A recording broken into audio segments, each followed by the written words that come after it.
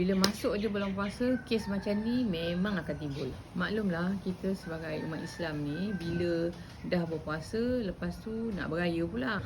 Kat sini lah nanti ada beberapa pembantu rumah yang request untuk pulang beraya di kampung halamannya. Dalam masa yang sama, majikan pula memerlukan khidmat pembantu rumah.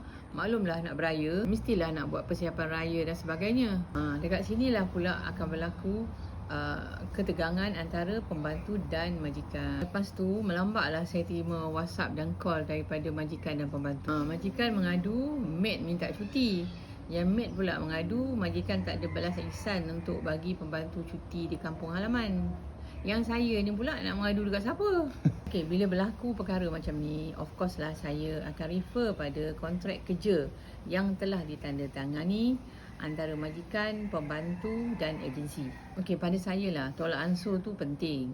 Tetapi patuh pada kontrak kerja yang telah ditandatangani, okey, lagi lebih penting. Biasanya kita akan advise supaya ketiga-tiga pihak berbincang supaya akan jumpa jalan penyelesaian yang terbaik. You all guys, jangan risau, kita dah biasa handle kes begini. Jika anda di luar sana memerlukan pembantu rumah, sila DM kita.